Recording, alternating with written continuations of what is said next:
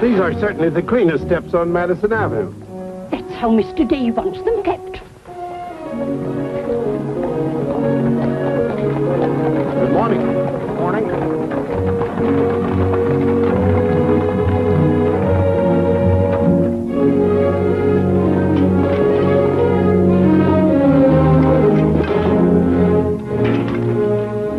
You're new here, aren't you? Just this morning. This is the way Mr. Day gets his milk. Get up.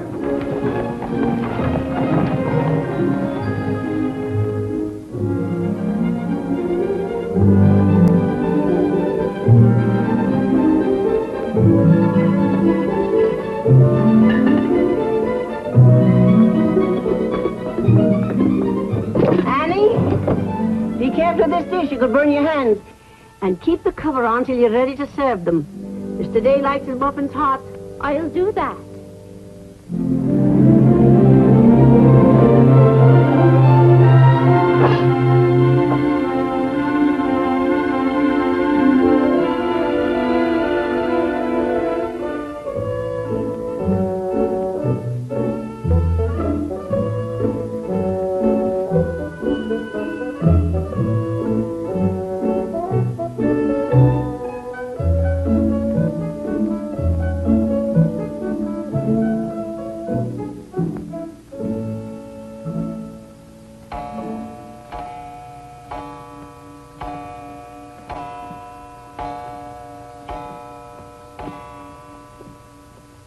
Annie, is the table set for breakfast? Yes, ma'am.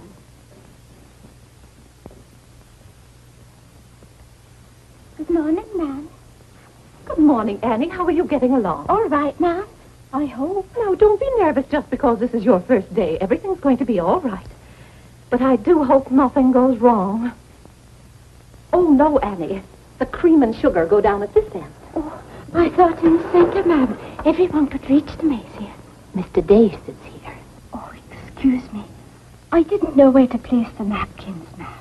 You can tell by the rings. The boys have their initials. C for Clarence. He sits here. J for John. Here. W for Whitney. He sits over there, next to his father. Yes, ma'am. And the one with the little dog on it is Harlan's, of course. He's the baby. This narrow, plain one is mine. And this is Mr. Day's. It's just like mine, except that it got bent one morning.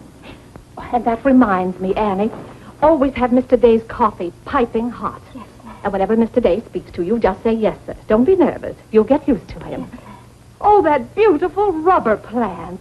I'm so glad it came. You mustn't water it every day. Too much moisture makes it very unhappy. Oh, good morning, Mother. I thought you were still upstairs. Good morning, Clarence. Father must be talking to himself. A redhead. Did you sleep well, Mother? Yes, thank you, dear. Oh, golly, I'm hungry.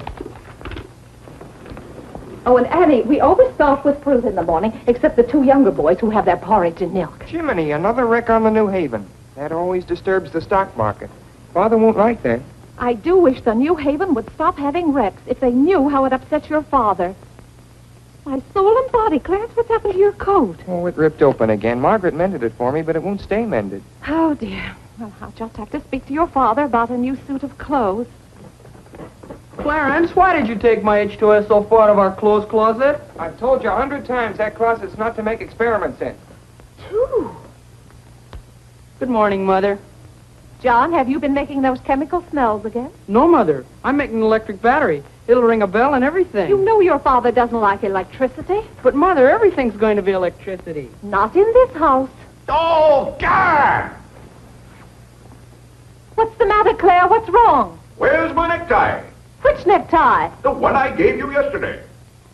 It isn't pressed yet. I forgot to give it to Margaret. I told you distinctly I wanted to wear that necktie today. You've got plenty of neckties. Put on another one right away and come down to breakfast. I don't know what this world's coming to.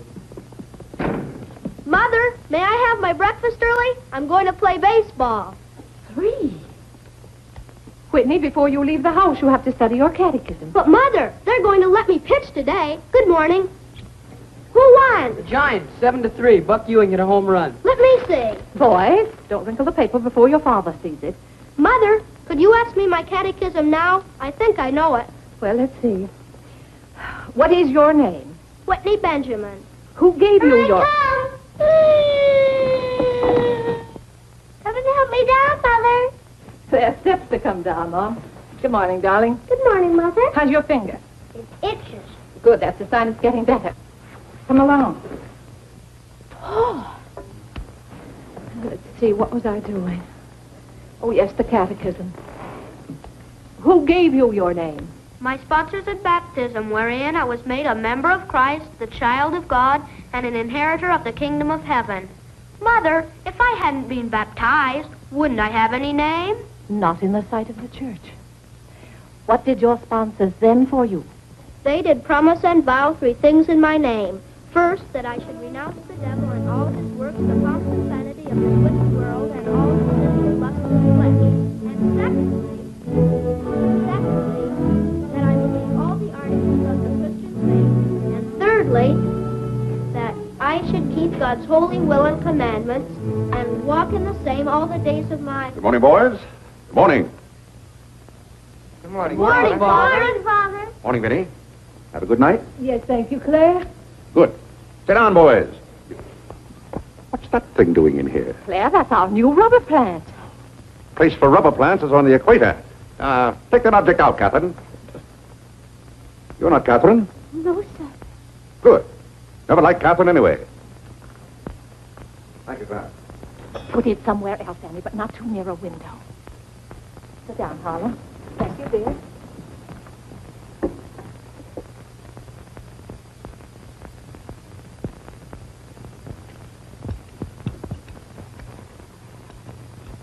Where did that dog come from? She'll behave, Mother. I'll talk to her. What did you say? Claire, that new suit looks very nice. Glass are tight. You put on a little weight, dear. Well, I weigh just the same as I always have. Well, Clarence has just managed to ruin the only decent suit he has. I'm sorry, but I'm afraid he'll need a new suit of clothes. Vinnie, Clarence has to learn not to be so hard on his clothes. But, Father, I When thought... you start in Yale in the fall, you'll be completely outfitted. But nothing this summer. Can't I have one of your old suits cut down for me? Every suit I own still has plenty of wear in it. I wear my clothes until they're worn out. Well, if you want your clothes worn out, Claire can wear them out much faster than you can. Yes, and, Father, you never get a chance to wear yours out. Every time you get a new batch of clothes, Mother sends the old ones to the missionary barrel. I guess I'm just as good as any old missionary. Clarence, before you compare yourself to a missionary, remember the sacrifices they made. Oh, I don't know, Vinnie. I think my clothes would look better on Clarence than on some Hottentot. Have that dark sack suit of mine cut down to fit you. Oh, thank you, Father. One of Father's suits. Thank you, sir. In return for that, Clarence, I want you to practice more often on your violin. Whitney, don't eat so fast. Well, Father, I'm going to pitch today. But before I go, I have to study my catechism. What do you bother with that for? Because if he doesn't know his catechism, he can't be confirmed. But Vinnie, Whitney's going to pitch today. He can be confirmed any old time. Claire, sometimes it seems to me you don't care whether your children get to heaven or not. Oh, Whitney will get to heaven all right. I'll be there before you are, Whitney. I'll see that you get in. And Whitney, when we get to heaven, we'll organize a baseball team of our own. Good. It'd be just like you to try and run things up there. Yeah, from all I've heard about heaven, it seems to be a pretty unbusinesslike place. They could probably use a good man like me. What makes you so sure they'll let you into heaven? Well, if they don't, I'll certainly raise a devil of a row. Claire, I do hope you'll behave when you get to heaven. Now, Vinnie, what... Vinnie, how many times have I asked you not to engage a maid who doesn't know how to serve properly? Claire, can't you see she's new and doing her best? How can I serve myself when she's holding that platter over my head? Hold it lower, Annie. What became of the one we had yesterday? I don't know why you can't keep a maid. Oh, you don't. Why on earth can't you run your house the way I run my office? All I want is service. What the devil's that noise? It's Annie. Annie? Who's Annie? The maid. I'll take it, Annie. Claire, aren't you ashamed of yourself? What have I done now? You made her cry speaking to her the way you did. I never said a word to her. I was addressing myself to you. I do wish you'd be more careful. It's hard enough to keep a maid, and the uniforms just fit this one.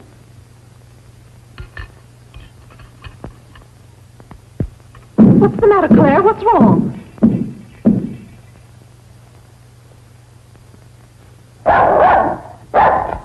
What in the name of... Well, where did you come from? Who do you belong to? She's mine, Father. Her name is Princess. Looks more like a prince to me. What's wanted? Margaret, this bacon's good. Oh, Well, it's good. yes, sir. Harlan, how's that finger? Come here, let me see it. Yes, well. Ah, yes, that's healing nicely. I guess you'll know the next time that cats don't like to be hugged. It's all right to stroke them, but don't squeeze them. I'll go back and finish your oatmeal. I don't like oatmeal, Go on and finish it. It's good for you. but I don't like it. I'll tell you what you like and what you don't like. You're not old enough to know about such things. You've no business not to like oatmeal. It's good. I hate it. That's enough. We won't discuss it. Eat that oatmeal at once.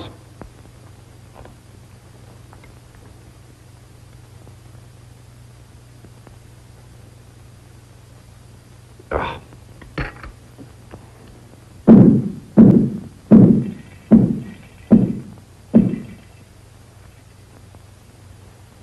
John, that letter's for your mother.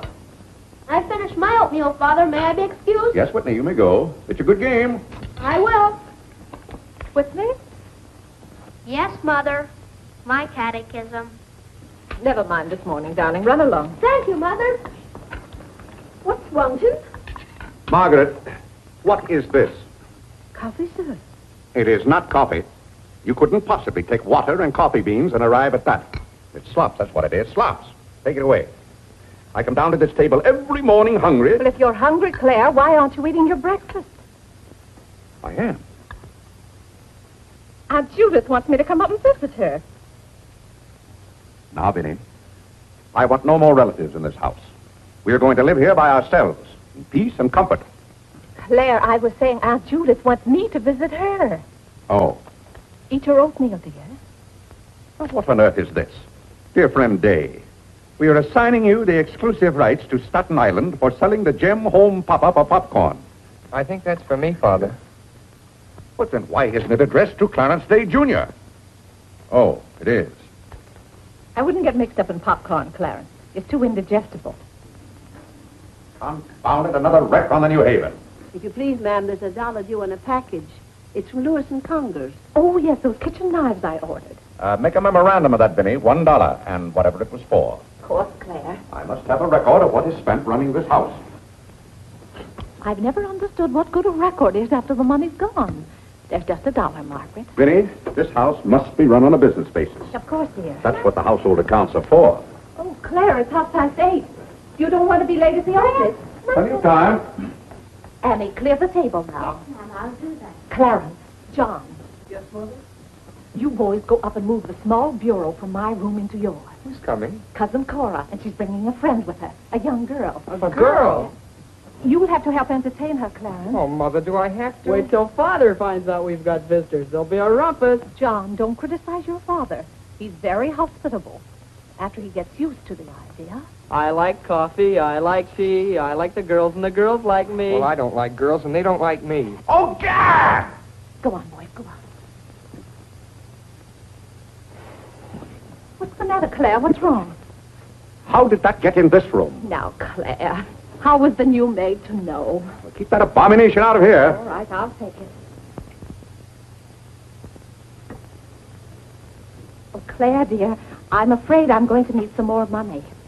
You were complaining about the coffee this morning. Well, that nice French drip coffee pot is broken, and you know how it got broken. Yeah, never mind that, Vinnie. As I remember, that coffee pot cost $5 and something. I'll give you $6. When you get it, Vinnie, enter the exact amount in the ledger. Of course, Claire. We can't go on month after month having the household accounts in such a mess. No. And I've thought of a system that will make my bookkeeping perfect. Well, I'm certainly relieved to hear that. All we have to do is open charge accounts everywhere, and the stores will do my bookkeeping for me. Now, wait a minute, Vinnie. Then, when the bills come in, you'd know exactly where your money had gone. Yes, I certainly would. Vinnie, we get enough bills as it is.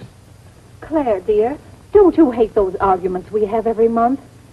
I certainly do. Not to have those, I should think, would be worth something to you. Well, I'll open an account at Lewis and Conger's and one at McCreary's to start with. Thank you, Claire. We'll see how it works out. Thank you. Oh, the rector's coming to tea today. The rector? Well, I'm glad you warned me. I'll go to the club. Don't expect me home until dinner time. Claire, dear, I do wish you'd take a little more interest in the church. Getting me into heaven is your business, Vinnie. If there's anything wrong with my ticket when I get there, you can fix it up. Everybody loves you so much, I'm sure God must too. I'll do my best, Claire. It wouldn't be heaven without you. If you're there, Vinnie, I'll manage to get in some way, even if I have to climb the fence. Sweet Marie, come to me, sweet Marie. Margaret! Margaret! Oh, yeah! What's the matter, Claire? What's wrong? Why did God make so many dumb fools and Democrats? Oh, politics. Yes, but it's taking the bread out of our mouths. Huh. Honest Hugh Grant.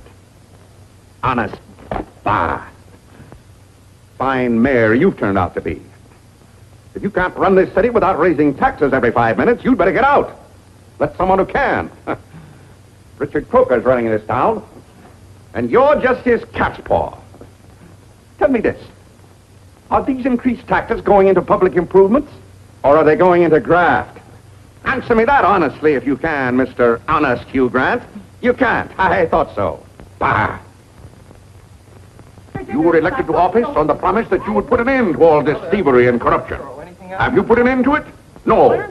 You've encouraged it. Every day there's some new raid on the public treasury. If you don't stop plundering the pocketbooks of the good citizens of New York, we're going to throw you and your boodle board of aldermen out of office.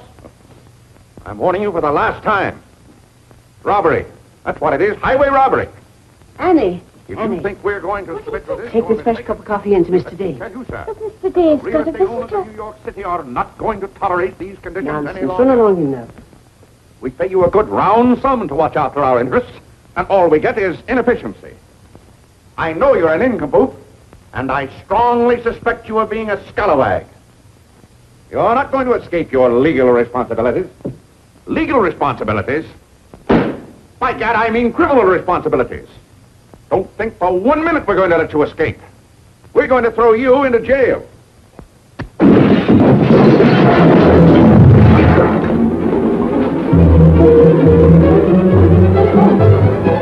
Annie, are you hurt? He can't throw me into jail. Vinnie? Vinnie, why can't I have quiet here in the morning? Claire, what happened? It sounded to me as though that maid dropped a whole tray of dishes. Yes, but what did you say to her? Say to her? I haven't seen her since breakfast. I better get to the office. Oh, yes, Claire, you don't want to be late. I'll be home in plenty of time for dinner. Why don't we have chicken fricassee tonight? Well, Claire, chicken's gone up. It's 8 cents a pound.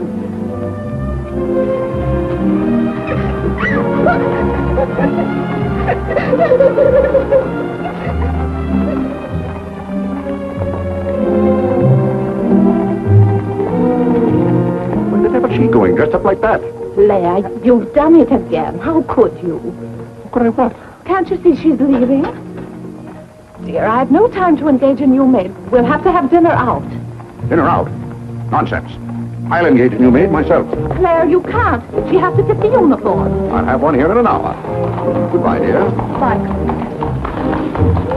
Good morning, Mr. Day. On your way to the office? Yes, Terence. Good morning. Mrs. Day? Good morning, Mr. Day. Jim.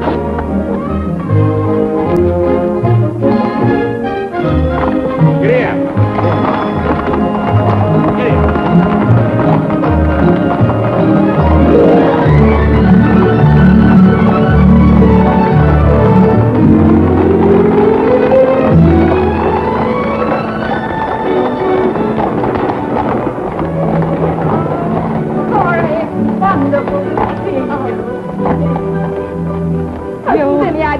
I'm getting younger and prettier every year. Oh, this is Mary Skinner. Aunt Skinner's daughter. My goodness, I never would have known you.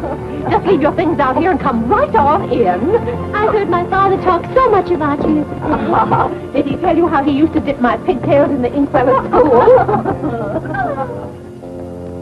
What's the news in Pleasantville, Cora? Oh, Vinnie, I have so much to tell you. We wrote you that Aunt Carrie broke her hip. Yeah. That was the night that Robert Ingersoll lectured. Of course, she couldn't get there, but it was a good thing for Mr. Ingersoll she didn't. How do you do, Cousin Cora? Oh, Clarence. My. Oh, no, Cora, this is John. John, why, how you've grown. You'll be a man before your mother. John, this is Mary Skinner. How do you do? How do you do? Vinnie, everybody in Pleasantville sends their love. Oh. Grandpa Ebbett, Cousin Edith, Aunt Hattie, the Taylors, oh, just everybody. Cora, how Vinnie. is Grandpa Ebbett? Oh, he hasn't been at all well. You know he only has one kidney, and that's floating.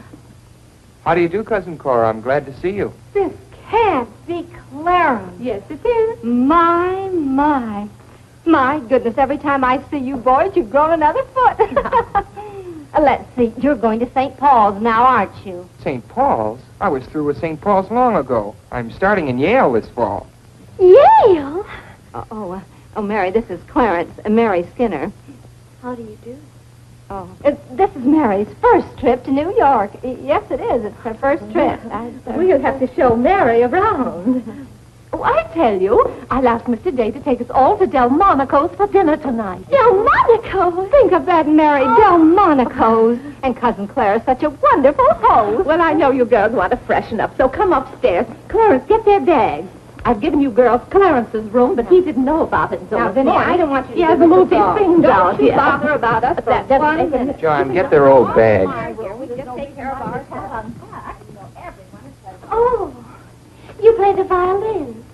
Well, I fool with it a little. You're just being modest. No, really, I play the piano. Not awfully well, but... Now, you're being modest. Do you ever play duets?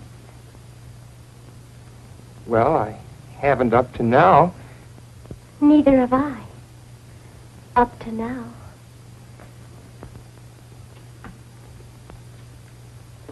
Cora didn't tell me about you. I never met a Yale man before.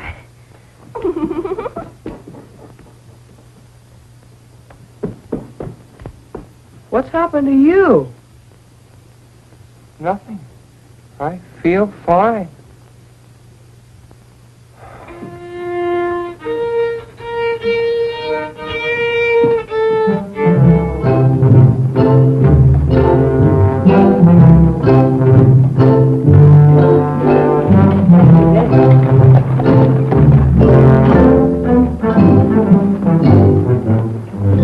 Where do you keep them? Do you wish a domestic servant? Where do you keep them? I will take your name and address. Confound it, I'm late at the office now. If you will give me the details as to what kind of person you require. I'm asking you where you keep them. Why, the girls are in there, but clients are not allowed in that room. If you will tell me the kind of a position you wish to have filled, I will be very glad to...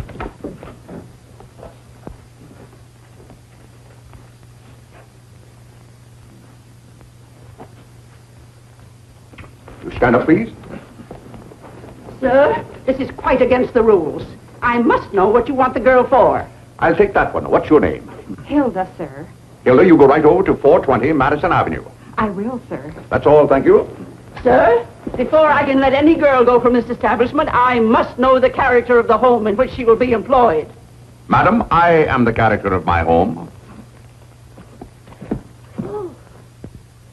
My duty toward my neighbor is to love him as myself and to do unto all men as They should do unto me. they should do unto me. He really knows it. Well, he's done very well for so young a boy. May I go now? Yes, darling. Thank you, Dr. Lloyd. Not at all. Come on, Harlan. Wait for me. Ah, you and Mr. Day must be very proud of your children. I was hoping I'd find Mr. Day at home this afternoon. Well, he's usually home from the office by this time. Perhaps he's gone for a gallop in the park. It's such a fine day. He's very fond of horseback riding, I believe. Oh, yes. Tell me, has he ever been thrown from a horse? Oh, no horse would throw Mr. Day. I just thought he might have had some accident. I notice he never kneels in church. Oh, that's no accident. But I don't want you to think he doesn't pray. He does. Why, sometimes you can hear him all over the house. But he never kneels. Ah, perhaps that's Mr. Day now. I hardly think so. Oh, the devil, I forgot. Claire, you're just in time for tea. I'll send for some hot water. How are you, Dr. Lloyd? It's a great pleasure to have a visit with you, Mr. Day. Mother, are they back yet? No, Clarence, no. Except for a brief glimpse on the Sabbath, I don't see much of you. Well, Claire, did you have a busy day at the office? Devilishly busy. Claire. A very busy day. Tired out. How a man can get tired just sitting at a desk all day, I don't know. I suppose Wall Street is just as much a mystery to you as it is to me, Dr. Lloyd. No, it's all very clear to me. My mind often goes to the businessman. The picture I'm most fond of is when I envision him at the close of the day's work. I see him pausing in his toil, and it comes over him that all those figures of profit and loss are without importance or consequence. Vanity and dust.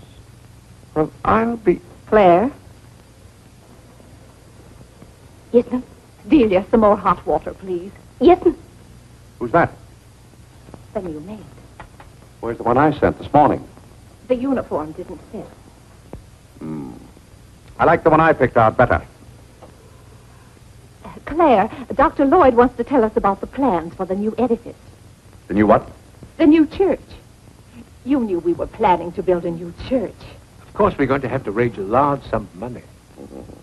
Well, personally, I'm against the church hop, skipping, and jumping all over the town. So any contribution I make will have to be a small one. The amount everyone is to subscribe has already been decided. Who decided it? After considerable thought, we voted that our supporting members should each contribute a sum equal to the cost of their pew. I paid $5,000 for my pew. Yes, Claire, that makes our contribution $5,000. That's robbery. Do you know what that pew was worth today? $3,000. That's what the last one sold for. I've taken a dead loss of $2,000 on that pew already. Frank Baggs sold me that pew when the market was at its peak. He knew when to get out. And I'm warning you, Vinnie, if the market ever goes up, I'm going to unload that pew. Clarence Day, how can you speak of the temple of the Lord as though it was something to be bought and sold on Wall Street? Now, Mrs. Day, your husband is a practical man. We've had to be practical about the new church. We have all the facts and figures. Oh? What's the property worth where we are now? Oh, let's see. Is it $40,000? I know the figure has a 4 in it. What's the new piece of property going to cost you? I think the figure I heard mentioned was $85,000. Or was it $185,000? Dr. Lloyd, you preach that someday we'll all have to answer to God. We shall indeed. Well, I hope God doesn't ask you any questions with figures in them. Mrs. Day is in the living room. Thank you. It's Cousin Cora. Hmm? She's passing through town. Oh. Well. Oh, hello. Hello. Hello. Thank you for helping me. Come, Mary. Oh, Vinnie, what a day. We've been in every shop in town. Why, Cousin Claire. Cora, My.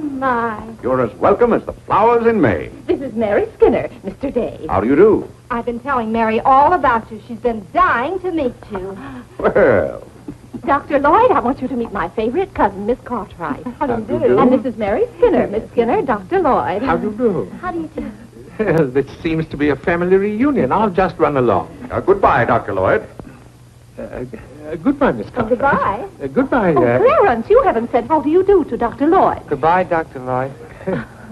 Goodbye, everybody. I'll go to the door with you, Dr. Thank you, Lloyd. and thank you so much for the tea. Those muffins were delicious. Who did you say this pretty little girl is? She said Skinner's daughter. This is Mary's first trip to New York. Oh, sit down, sit down. Have some tea. We had tea downtown. Oh, never mind then. Delia. Sit down, sit down. Even if you have had tea, you can stay and visit for a while. As a matter of fact, why don't you both stay to dinner? That's all arranged, Claire. Cora and Mary are going to have dinner with us. Fine, fine. Of course, you just have to take potluck. Well, I'd hardly call it pot. Claire, did you know the girls are going to visit Aunt Judith in Springfield for a whole month? Fine. Now, how long are you going to be in New York, Cora? All week? Splendid. We'll hope to see something of you. Well, you certainly will. Cora, did you find anything you wanted in the shop? Oh, I can't wait to show you. Oh, but I'm afraid some of these packages can't be opened in front of Cousin Claire. Shall I leave the room?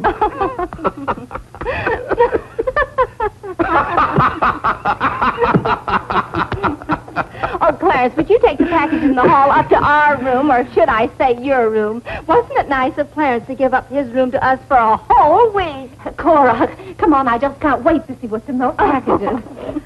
Well, we'll be back soon.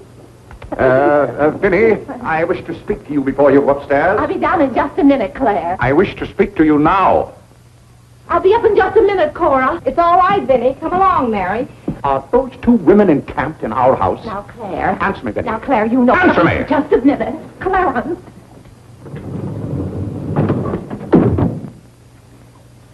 Now, Claire, you know you've always been fond of Cora. What has that to do with her planting herself down in my house and bringing hordes of strangers with her? How can you call that sweet little girl a horde of strangers? Why don't they go to a hotel?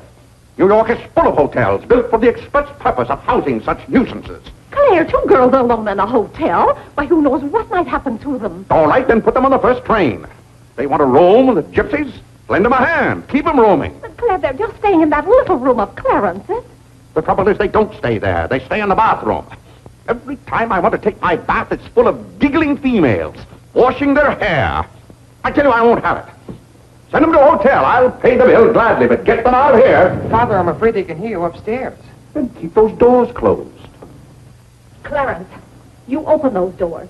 Open them all the way. Now, Claire, you be quiet and behave yourself. They're here, and they're going to stay here. That's enough, Vinnie. I want no more of this argument.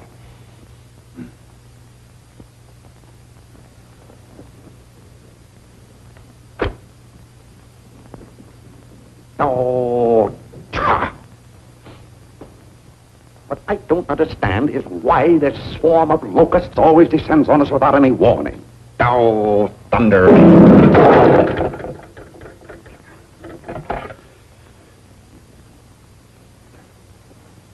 Vinnie. Dear Vinnie.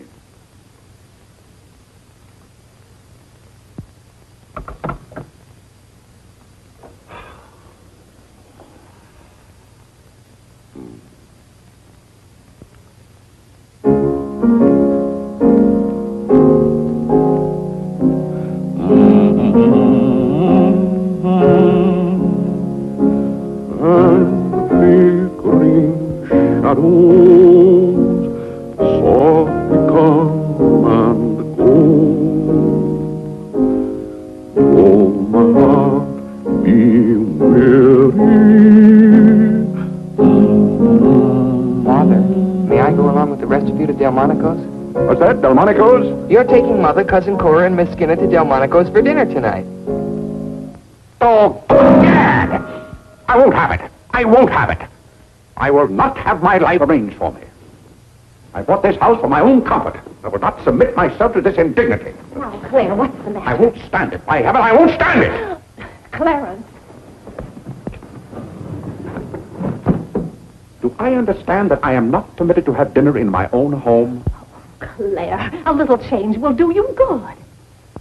I have a home to have dinner in, and any time I can't have dinner at home, this house is for sale. Well, Claire, you can't have dinner here tonight because it isn't ordered. And besides, Cora and Mary want to see something of New York. Well, that's no affair of mine. I am not a guide to Chinatown and the Bowery. Oh, Mr. Day, I just love your house. I could live here forever.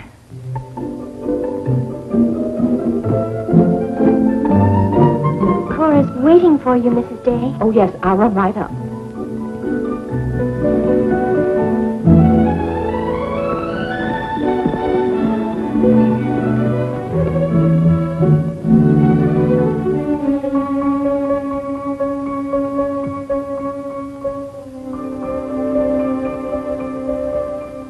I'm glad you like our house, Miss Skinner. I like it very much, Mr. Day. Praise from a stranger is approbation indeed. Our living room is green. I like green. I like green, too. Red's my favorite color. It's an interesting thing about colors. Red's a nice color in a house, too, but outside, too much red would be bad. I mean, for instance, if all the trees and the grass were red. Outside, green's the best color. That's right. I never thought of it that way. But when you do think of it, it's quite a thought. I bet you make your mark at Yale. Oh. My mother wants me to go to college. Do you believe in girls going to college?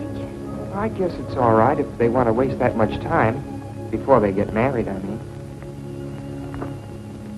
I'm glad you're fond of music, Mr. Day. Look, a new youth companion. John enjoys the youth companion. John. Won't you sit down? Oh, thank you. It tells all about connecting batteries in series. John, Miss Skinner and I were talking. Oh, that's all right. You won't bother me. Jiminy, that's where I made my mistake. I didn't mix enough blue vitriol with it.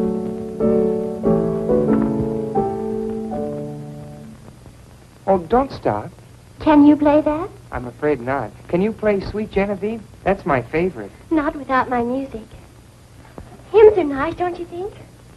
I like this one.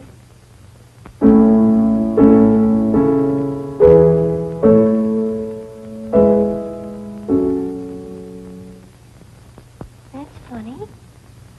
The words are the same, but it's the wrong tune. Oh, it can't be the wrong tune. We sing it exactly that way in church. We don't sing it that way in the Methodist church. You see, we're Methodists. Oh, that's too bad. Oh, I don't mean it's too bad that you're a Methodist. Anybody's got a right to be anything they want, but what I mean is, we're Episcopalians. Yes, I know. Anyway, the words are the same. Shall we begin?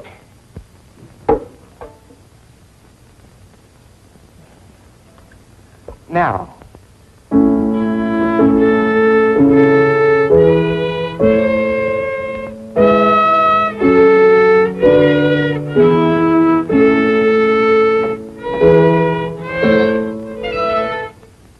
Oh, dear.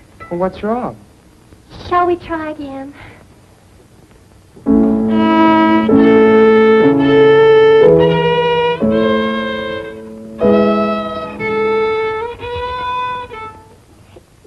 My fault. Oh, no, it's my fault. No, you're the Episcopalian.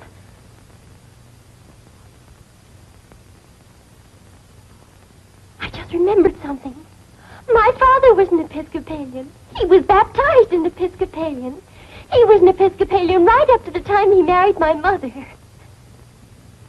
She was the Methodist. Oh. Oh, well, let's try it again, then.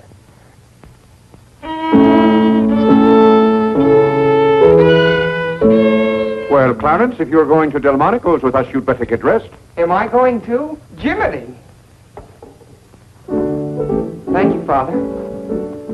Be ready in just a minute, Mother.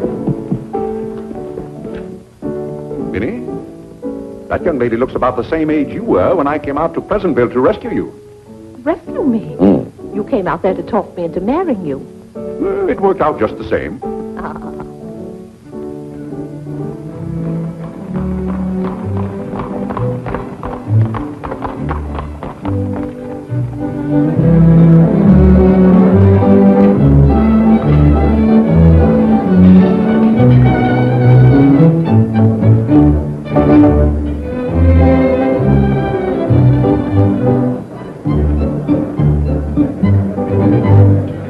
L'addition, François. Oui, monsieur, tout de suite. Louis, l'addition pour monsieur Day. Oui, monsieur. Alors, vite, vite. Tout de suite. Alors, vite, vite, tout de suite. Cette sauce diable était délicieuse. Merci, monsieur. Je suis content que monsieur soit satisfait. Merci, monsieur. Bon. French. Oui. No cooking like the French. Claire, it was so nice of you to invite Cora and Mary here their first night. It's been a pleasure. Mr. Day, have you always been an Episcopalian? I've always gone to the Episcopal Church, yes. But you weren't baptized in Methodist or anything, were you? You were baptized in Episcopalian? Come to think of it, I don't believe I was ever baptized at all. Claire, that's not very funny, joking about a subject like that. I'm not joking. I remember now, I never was baptized. Claire, that's ridiculous. Everybody's baptized. What? I'm not. No one would keep a little baby from being baptized. You know father or mother, free thinkers, both of them. They felt their children should decide those things for themselves. But Claire... I remember when I was 10 or 12 years old, Mother set out to give some thought to it, but I never got around to having it done to me. Claire, do you know what you're saying? Yes, I'm saying I've never been baptized. Then something's got to be done about it right away. Now, Vinnie, don't get excited over nothing. Why haven't you ever told me? Well, what difference does it make? I've never heard of anyone who wasn't baptized. Even the savages in darkest Africa. It's all right for savages and children. But if an oversight was made in my case, it's too late to correct it now.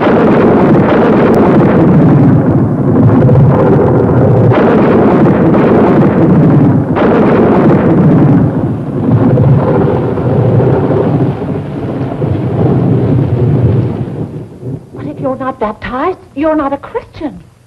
Why, confound it, of course I'm a Christian. A mighty good Christian, too. A lot better Christian than those psalm singers in church. But you can't be if you won't be baptized. I won't be baptized, and I will be a Christian. I'll be a Christian in my own way. Claire, don't you want to meet us all in heaven? Of course. And I'm going to. But you can't go to heaven if you're not baptized. Ah, that's a lot of falderall. Clarence Day, don't you blaspheme like that. You're coming to church with me before you go to the office in the morning and be baptized then and there. Vinnie, don't be ridiculous. If you think I'm going to stand there and let Dr. Lloyd splash water on me at my age, you're mistaken. No, I'm sleepy. Good night, Vinnie.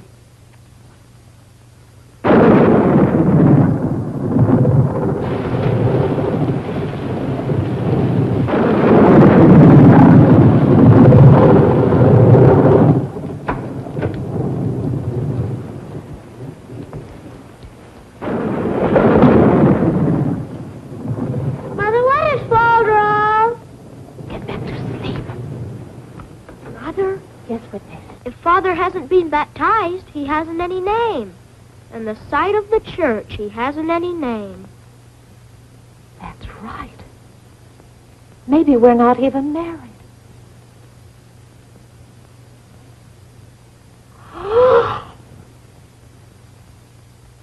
We, thine unworthy servants, do give thee most humble and hearty thanks for all thy goodness and loving kindness to us and to all men. We bless thee for our creation, preservation, and all the blessings of this life. But above all, for thine inestimable love in the redemption of the world by our Lord Jesus Christ. For the means of grace, for the hope of glory. And we beseech thee, give us that due sense of all thy mercies, that our hearts may be unfaded in light, and that we show forth the praise, not only with our lips, but with our tongue, by giving up ourselves to thy service, and by walking before thee in holiness and majesty all our days. Through Jesus Christ our Lord, to whom, with thee, and the Holy Ghost, be all honor and glory, world without end. Amen. The grace of our Lord Jesus Christ, and the love of God, and the fellowship of the Holy Ghost, be with us all evermore. Amen. Amen.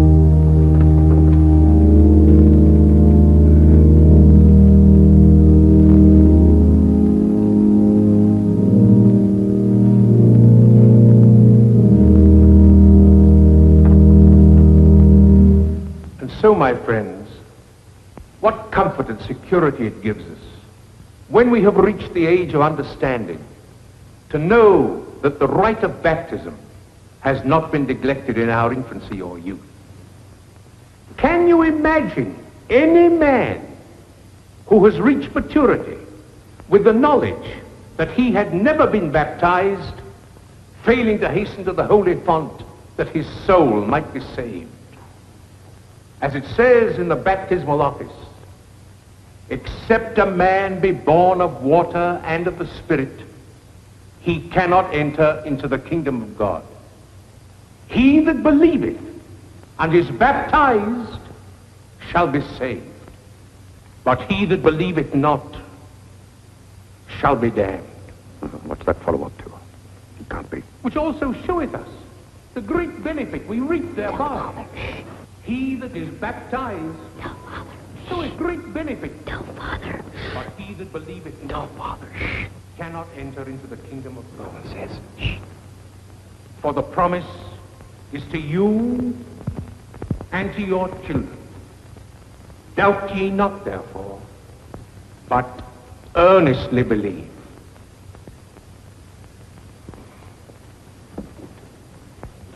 In the name of the Father, and of the Son, and of the Holy Ghost. Amen. Amen.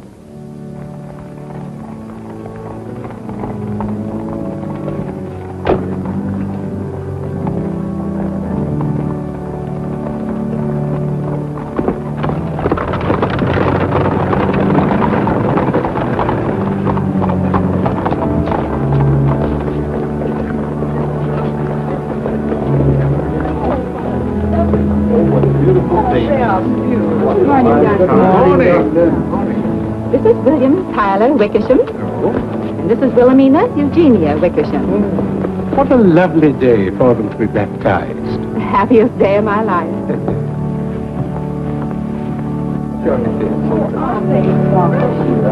Lovely. Thank you, Mrs. Dale.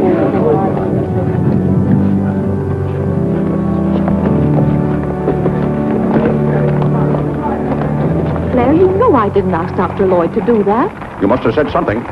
Well, I had to find out from him if we were really married. I am married and I'm not baptized. And as far as I'm concerned, the whole congregation can know it. They certainly know it now. That suits me. I don't go to church to be preached at as though I were some lost sheep. Claire, you don't seem to understand what the church is for. Vinnie, if there's one place the church should leave alone, it's a man's soul.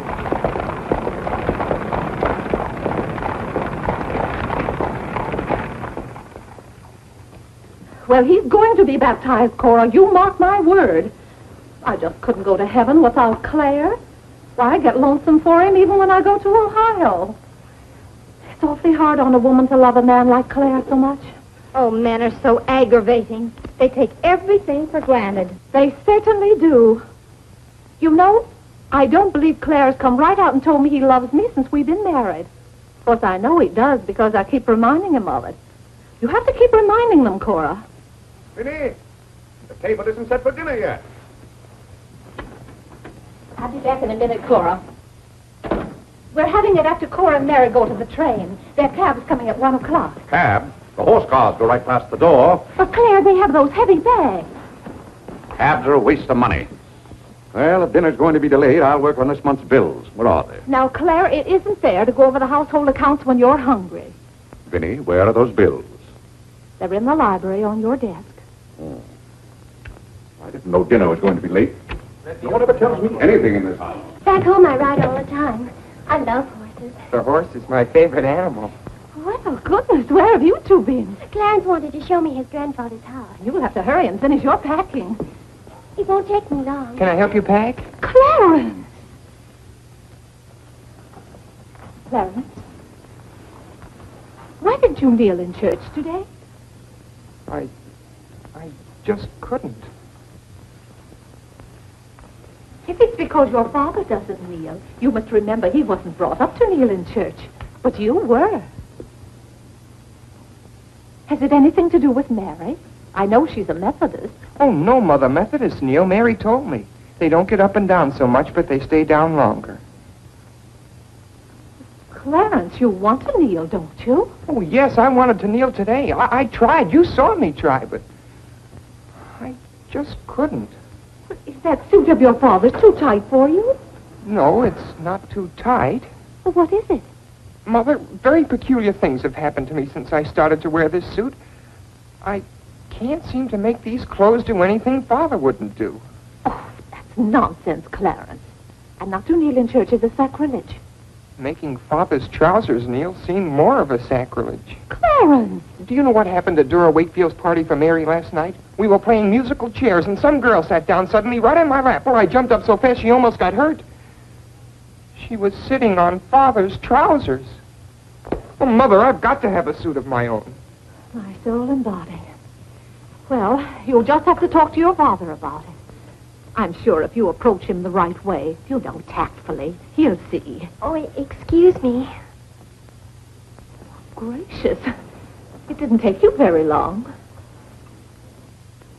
Well, I'll see about your box lunch for the train. Remember, it's Sunday.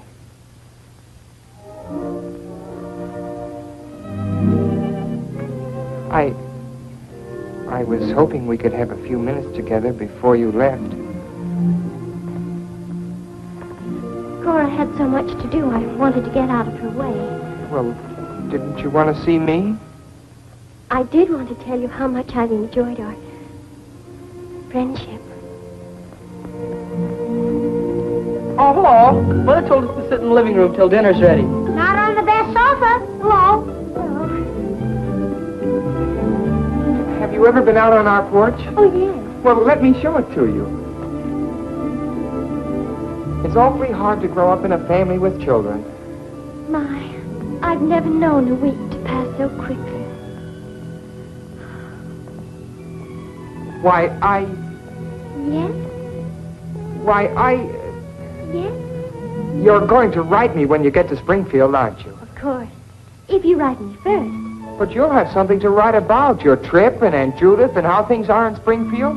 You write me as soon as you get there. Maybe I'll be too busy. Maybe I won't have time. Well, you find the time. Let's not have any nonsense about that. You'll write me first and you'll do it right away, the first day. How do you know I'll take orders from you? I'll show you. Give me your hand. Why should I? Give me your hand, confound it. What do you want with my hand? I just wanted it. What are you thinking about? I was just thinking. About what? I was hoping you'd write me first, because that would mean you liked me. Well, what's my writing first got to do with liking you? You do like me then. Of course I do. I like you better than any girl I ever met. But you don't like me well enough to write first. Well, I don't see how one thing's got anything to do with the other. But a girl can't write first because she's a girl. Well, that's nonsense. If a girl has something to write about and a fellow hasn't, there's no reason why she shouldn't write first. You know, the first few days I was here, you'd do anything for me. And then you changed. You used to be a lot of fun. Then all of a sudden you turned into an old sober size. Why, you even dressed like an old sober size. What's the matter? I just happened to remember something. What? Oh, I know. It's because this is the last time we'll be together. Mary, please. But, Clarence, we'll see each other in a month when I come back. Oh, Clarence, please write me first, because that'll show me how much you like me. Please. I'll show you how much I like you. Get up, get up! Oh, Mary, don't do that. Please don't do that. No, you're just a bold and forward girl. Oh, no, it's not that. Was it because it's Sunday? No, it'd be the same any day. Oh, you just didn't want me sitting on your lap. Oh, it was nice of you to do it. It was nice of me, so you told me to get up. You just couldn't bear to have me sit there. Oh, you needn't write me first. You needn't write me any letters at all. Because I'll tear them up without opening them. I never want to see you again. Oh, Mary. Mary, listen to me. Mary, please. Oh, Mary.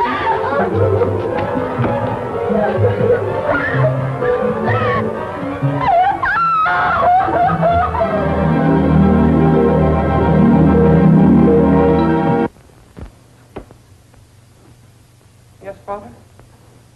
That young lady's crying. She's in tears. What's the meaning of this? I'm sorry, Father. It's all my fault. Nonsense. What's that girl trying to do to you? Oh, no, she wasn't. It was... Well, whatever the quarrel was about, Clarence, I'm glad you held your own. Father, I have to have a new suit of clothes. You've got to give me the money for it. Young man, do you realize that you're addressing your father? I'm sorry, Father. I apologize. But you don't know how important this is to me. A new suit of clothes is so important. Oh, why should... Clarence, has your need for a new suit of clothes anything to do with that young lady? Yes, Father. Why, Clarence.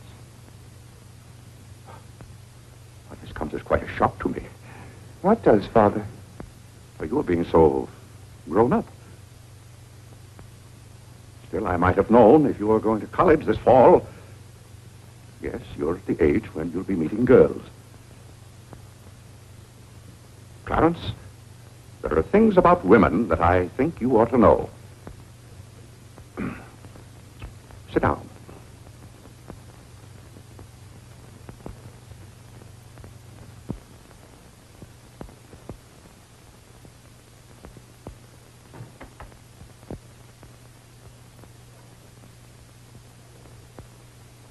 Yes, I think it's better for you to hear this from me than to have to learn it for yourself. Clarence, women aren't the angels that you think they are. Well, now, first let me explain this to you. You see, Clarence, we men have to run this world, and it's not an easy job. It takes work, and it takes thinking. A man has to reason things out. Now, you take a woman. A woman thinks... No, I'm wrong right there. A woman doesn't think at all. She gets stirred up. And she gets stirred up over the most confounded things. Now, I love my wife just as much as any man, but that doesn't mean that I should stand for a lot of falderall. By gad, I won't stand for it. Stand for what, Father? That's the one thing I shall not submit myself to. Clarence, if a man thinks a certain thing is wrong, he shouldn't do it. If he thinks it's right, he should do it. Now, that has nothing to do with whether he loves his wife or not. Who says it has, Father? They do. Who, sir? Women. They get stirred up. And then they try to get you stirred up, too. But don't you let them do it, Clarence. Don't you let them do it. Now, if you can keep reason and logic in the argument, a man can hold his own, of course. But if they can switch you, pretty soon the argument's about whether you love them or not. I swear I don't know how they do it. But don't you let them, Clarence. Don't you let them. I see what you mean so far, Father. If you don't watch yourself, love can make you do a lot of things you don't want to do. Exactly. But if you do watch out and know just how to handle women, then you'll be all right. All a man has to do is be firm. You know how sometimes I have to be firm with your mother. Yes, but Father, what can you do when they cry? Well, that's quite a question. You just have to make them understand that what you're doing is for their good. I see. Now, Clarence, you know all about women.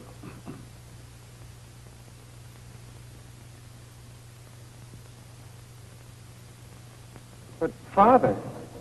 Yes, Clarence? I thought you were going to tell me about... About what? About women. Clarence, there are some things gentlemen don't discuss.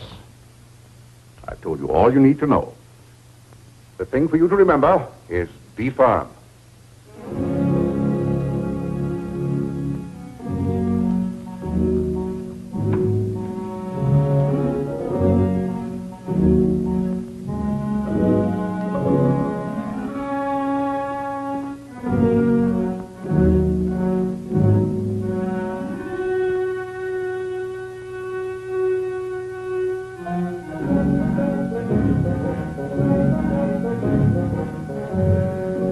Mary.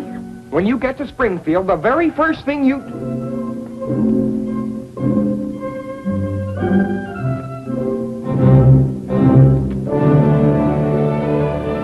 Oh, God! What's the matter, Claire? What's wrong? Sit down, Vinnie. Oh, Claire, Cora and Mary are leaving any moment Sit now. down. Vinnie, you know I like to live well, and I want my family to live well. But this house must be run on a business basis. I must know how much money I'm spending and what for. For instance, if you recall, a week ago I gave you $6 to buy a new coffee pot. Yes, because you broke the old one. You threw it right on the floor. I'm not talking about that. Now, I find here among my... It was a pity to break that nice coffee pot, Claire. It was imported from France, and that little shop has stopped selling them. But what has that... They said the tariff wouldn't let them, and that's your fault because you're always voting to raise the tariff. The tariff protects America against cheap foreign labor. Now, this bill... The tariff does nothing but put up the prices, and that's hard on everybody, especially the farmer. Vinnie, I wish to heaven you wouldn't talk about matters you don't know anything about. I do, too, know about them. Miss Gulick says that every intelligent woman should have some opinion Who, about... may I ask, is Miss Gulick? She's the current events woman I told you about, and the tickets are $1 every Tuesday. Do you mean to tell me that a pack of idle-minded females pay $1 apiece to hear another female gabble about the events of the day?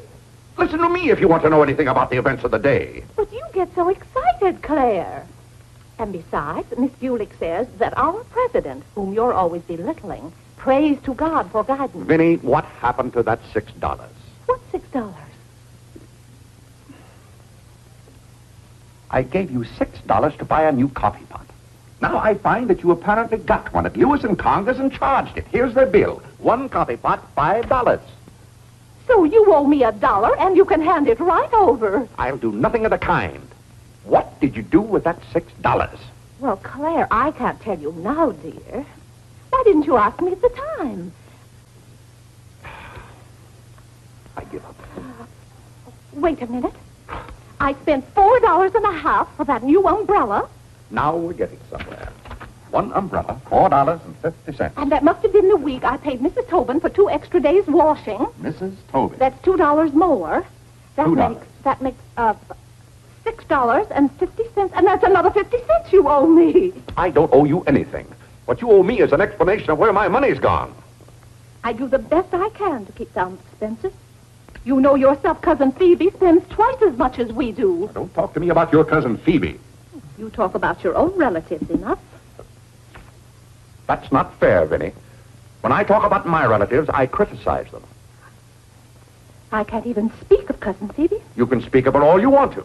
But I won't have Cousin Phoebe or anyone else dictating to me how to run my house. I didn't say a word about her dictating. Claire, you know she isn't that. You said... I don't know what you said now. You never stick to the point. Now, we're going over this account book, item by item. I find here a bill for $38. I don't know what you expect of me. I tire myself out chasing up and down those stairs all day long, trying to look after your comfort, to bring up our children. I do the mending and the marketing. Now you want me to be an expert bookkeeper, too.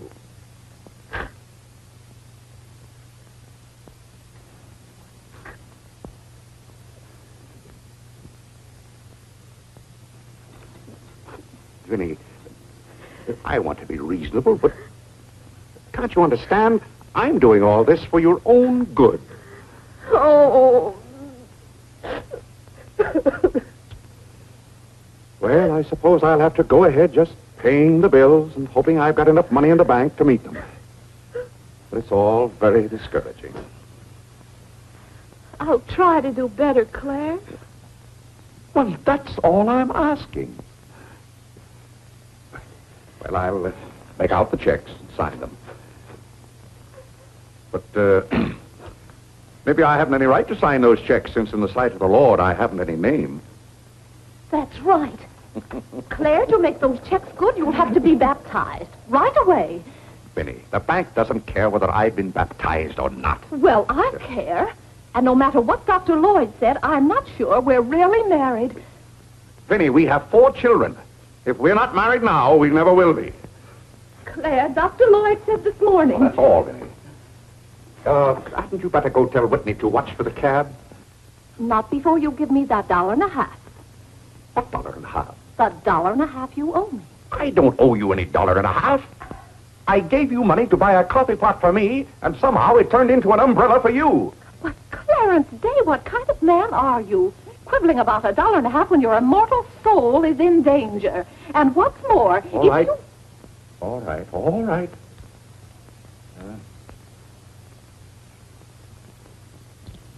Thank you, Claire.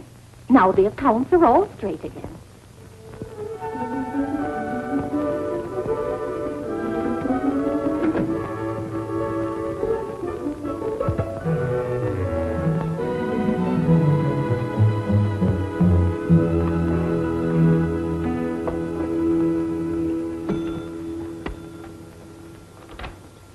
What were you doing down there? I'm setting up this new burglar alarm. I invented it myself. Have you got any money you can lend me? No, you owe me 30 cents now. Well, I'll give you my stamp collection and my piece of John Wilkes Booth finger. How much? Enough to get a new suit of clothes? If you can wait a month till I hear from the patent office in Washington, I may be rich. Well, I can't wait that long. Maybe I could get it sooner. I'm going to look into something else tomorrow. Wanted an energetic young man to sell household necessity. Liberal commission. Applied 312 with... John, let me have this job. Why should I give you my jobs? They're hard to get. But I've got to get a new suit of clothes. Maybe I could get the job for both of us. I'll ask the man.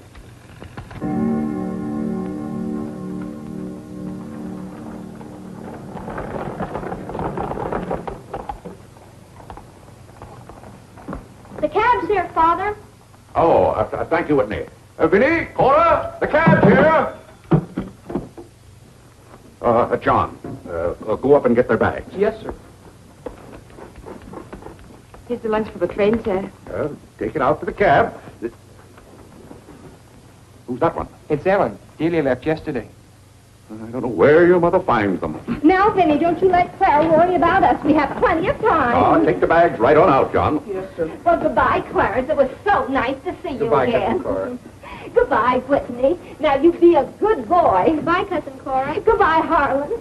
Goodbye. Keep out of mischief. Come along, everybody. Don't keep the cab waiting. Cabs cost money. If there's one thing Mr. Day can't stand, it's to keep a cab waiting. Any waiting to do, there's a waiting room at the Grand Central Depot just for that.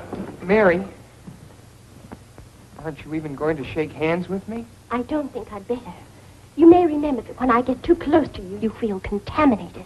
Mary, you're going to write to me, aren't you? Are you going to write first?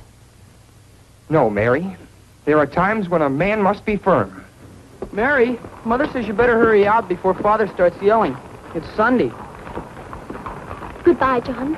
I'm very happy to have made your acquaintance. Thank you. May I help you? No, thank you. Take care of yourself. Goodbye, Mr. Day. Goodbye, Mary. Goodbye, Mrs. Day. I've had a wonderful Goodbye, Mary. Bye-bye. Goodbye. Goodbye, Cousin Claire. Goodbye, Cora. Goodbye, Cora.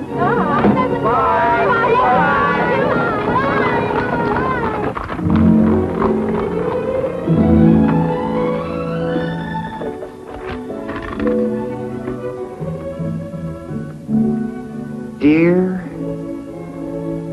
Mary. My duty toward my neighbor is to love him as myself and to do to all men as I would they should do unto me. Has Father gone to the office yet? Come on, let's go over to the ball field. I've got to guard this box till John comes back. It's his burglar alarm. It wouldn't work, so he fixed it. We're going to put it back in the dining room after Father goes to the office. Are there burglars around? Everywhere. Oh.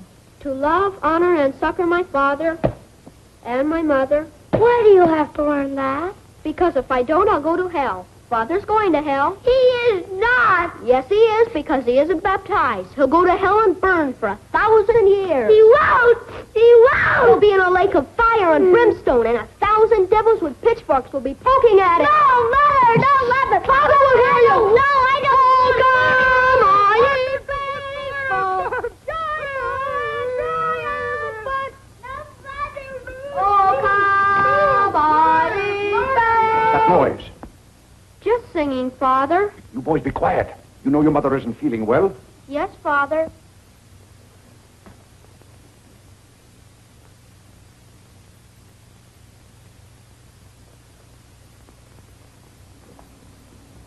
did your mother say? She says she doesn't want any breakfast. Now, why does your mother do that to me? You know, it just upsets my day when she doesn't come down to breakfast. A special delivery, sir. Thank you. Thank you. Where's John this morning? Well, John had his breakfast early, Father, and went out to see about something. See about what? Well, John and I thought we'd work this summer and earn some money. Good. Work never hurt anyone. It's good for them. But if you're going to work, work hard. King Solomon had the right idea about work. Whatever thy hand findeth to do, Solomon said, do thy doggonedest. Well, I don't understand this at all. Here's a letter from some woman I never even heard of. Oh, Father! Don't gad! What is it, Father? This woman claims that she sat on my lap and that I didn't like it. Huh. What's that word? No, that one down there. It looks like curiosity. Oh. I only opened your letter as a matter of curiosity. Huh. Yes, go on. Why, this gets worse and worse. It just turns into a lot of sentimental, lovey-dovey mush. Tcha! This is someone's idea of a practical joke. What's the matter, Claire? What's wrong? Nothing wrong. Just a fool letter. How are you feeling, Vinnie? I thought you needed me. If you don't, I'll go back to bed. Oh, no. Come sit down and get some food in you. Do you good. Build up your strength. Yeah, here, sit down. Here, what's this one's name? Nora. Nora, get Mrs. Day some bacon and eggs. No, Nora. Bring me a cup of tea up to my room. Yes, ma'am. Oh, Vinnie, it's just weak to give in to an ailment. I notice when you have a headache, you yell and groan and swear enough.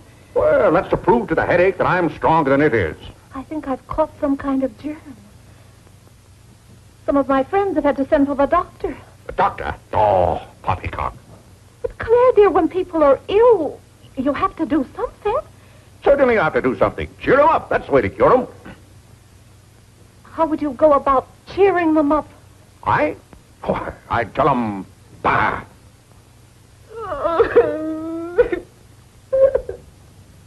What have I done now? Oh, Claire, hush up.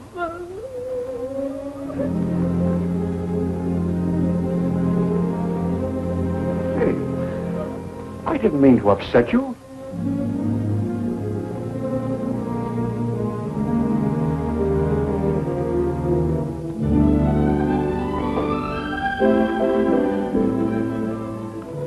Dear Clarence.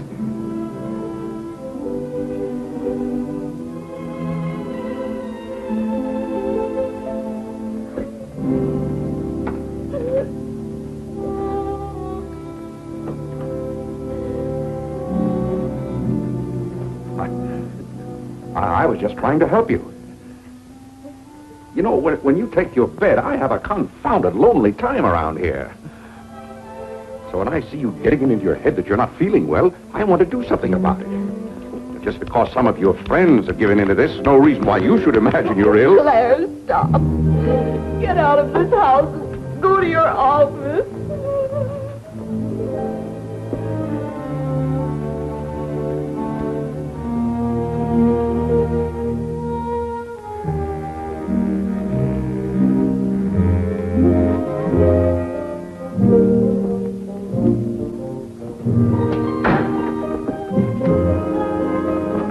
Did you get the job? Yes, for both of us. Look, I've got it with me. What is it? Medicine. Medicine? You took a job for us to go out and sell medicine? But it's wonderful medicine. Look what it cures. A sovereign cure for colds, coughs, catarrh, asthma, quinsy, and sore throat. Poor digestion, summer complaint, colic, dyspepsia, heartburn, and shortness of breath. Lumbago, rheumatism, heart disease, giddiness, and women's complaints. Nervous prostration, St. Vitus dance, jaundice, la grippe, proud flesh, pink eye, seasickness, and pimples.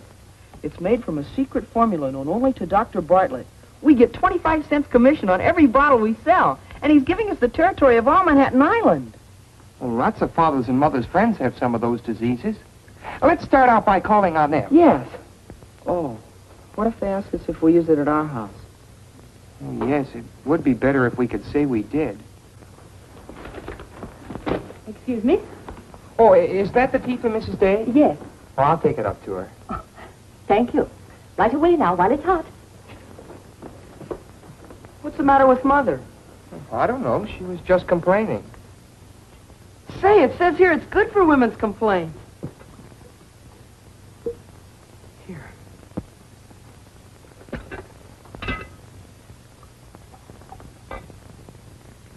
Yes, sir. Chesapeake and Ohio, an 8.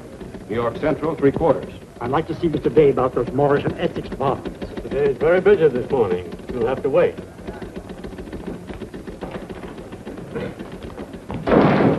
Where's Father? Well, Master Whitney, have you come to pay us a visit? Where's Father? He's busy in his office with a customer. Master Whitney! But, Mr. Day, the president of the firm is... Father, you have to come home right away. What's the meaning of this? Who sent you down here? Your mother? No, sir. Mother's ill. She's terribly ill. Did the doctor send you for me? No, sir. It was Margaret. Margaret? Margaret says you're to come home right away and no nonsense. Perkins, go down and stop the first cab you see. A cab, sir? Are you Mr. Day? Yes, I want a cab, and no nonsense. Yes, sir. I'm sorry, Mr. Hopkins.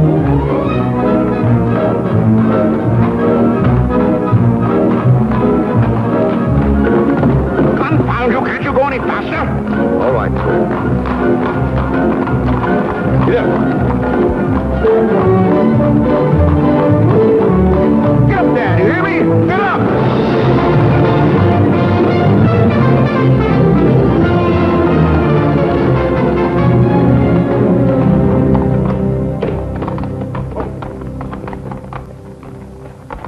Oh, Doctor, how is Mrs. Day? She's a pretty sick woman. Oh, what's wrong with her? Well, do you know or don't you? What did Mrs. Day have for breakfast this morning? Not a thing. I tried to get her to eat something, and she wouldn't. I can't understand it. Understand what? These violent attacks of nausea. It's almost as though she were poisoned. Poisoned? Let me take your cab. I'll try not to be gone more than 10 or 15 minutes. And, Mr. Day, you're not to go into a room. You'd better get her well. Right away, or you'll hear from me. Turn west on 47th Street. Get up, get up.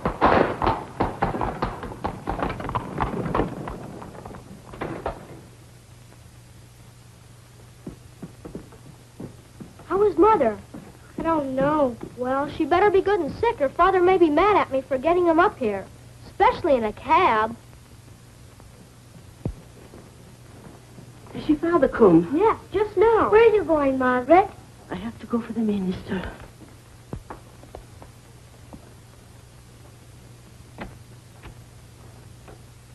I guess the minister's coming to baptize Father, so I won't have to go to hell. You can't be baptized in a house. You've got to have water. We have lots of water. Not the right kind.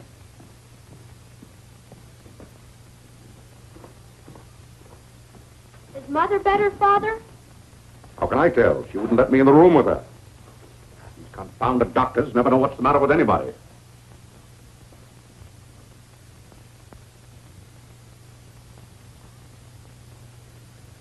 Father,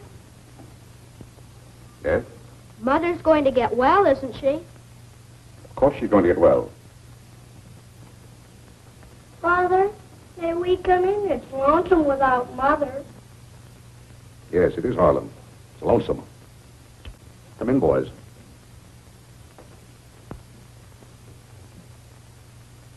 What have you been doing, Harlan?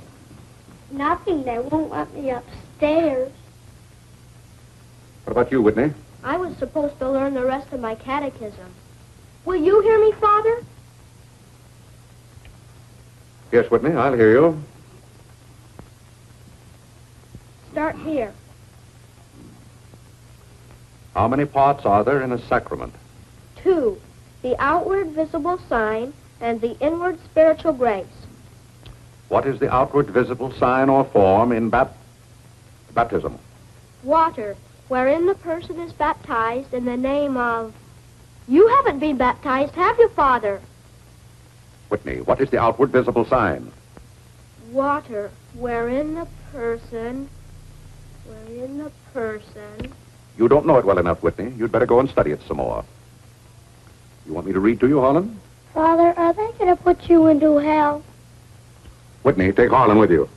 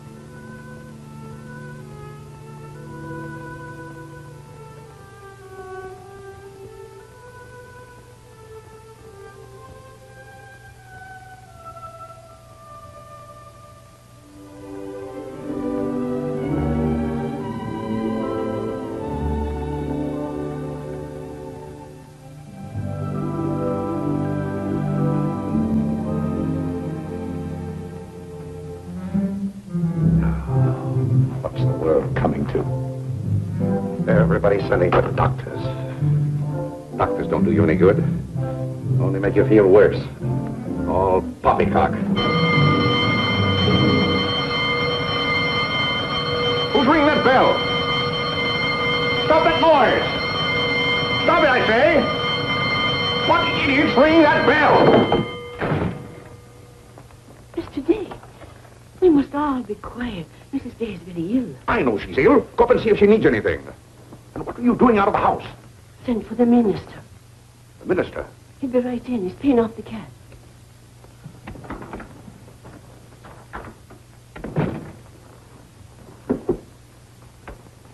I was deeply shocked to learn the serious nature of Mrs. Day's illness. Will you take me up to her? She's resting now. She can't be disturbed. The doctor will be back in a minute. Mrs. Day has been a tower of strength in the parish. Everyone liked her so much. Yes, she was a fine woman. I wish to heaven you wouldn't talk about Mrs. Day as if she were dead.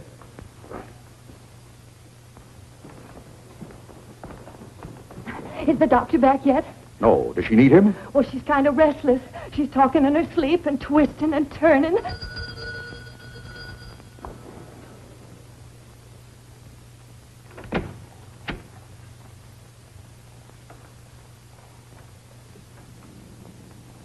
Well, Doctor, it seems to me that was a pretty long 10 minutes. See here, Mr. Day, if I'm to handle this case... How can you handle it if you're out of the house? Who is this? It's Dr. Summers. How do you do? I felt that Mrs. Day's condition warranted my getting Dr. Summers here as soon as possible for consultation. I hope that meets with your approval. Why, yes, of course. Anything that can be done. Upstairs, Doctor. Pardon.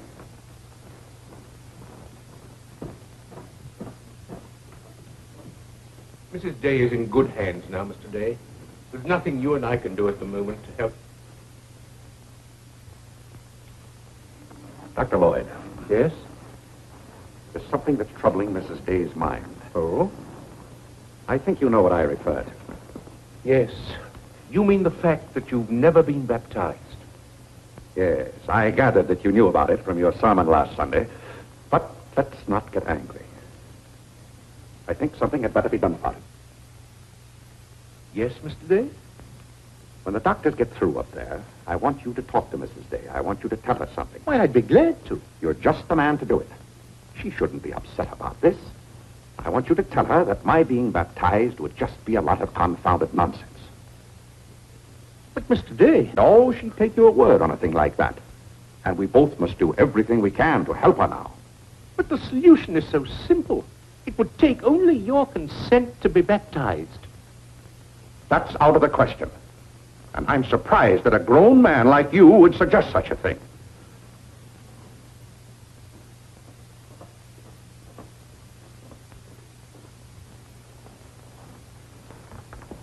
Well, Doctor, how is she?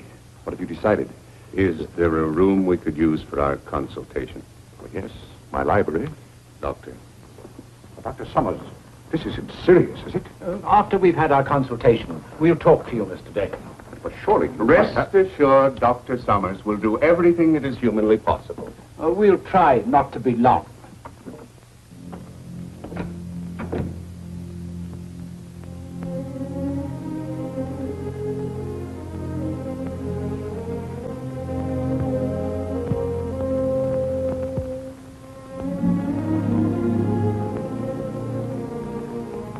Tell me, this Dr. Summers, he's very highly thought of, isn't he? Oh, yes. Well, if Vinnie is seriously... If anyone could help her, he could. Don't you think? Very fine physician. But there is a greater help, ever present in the hour of need. Let us turn to him in prayer. Let us kneel and pray.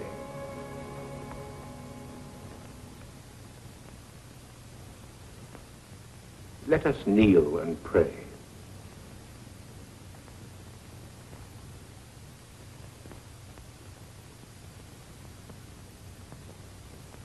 O Lord, look down from heaven. Behold, visit, and relieve this thy servant who is grieved with sickness. Have mercy on her, O Lord. Have mercy on this miserable sinner. Forgive her, and extend thy accustomed She's goodness. not a miserable sinner, and you know it. Oh, God! You know Vinnie is not a miserable sinner. She's a fine woman. She shouldn't be made to suffer. It's got to stop, I tell you. It's got to stop. Have mercy, I say. Have mercy, I tell you. What's the matter, Claire? What's wrong? Vinnie. Vinnie, what are you doing down here? You shouldn't be out of bed. You get right back upstairs. I heard you call. Do you need me? Vinnie, I know now how much I need you. Get well, Vinnie. I'll be baptized. I promise. I'll be baptized. You will? I'll do anything. Oh, Claire. We'll go to Europe, just we two. You won't have to worry about the children or the household accounts. Oh, Vinnie. Don't worry, Mr. Day. She'll be all right now. Bless you for what you have done. What did I do? You promised to be baptized. I did? Oh, Gad!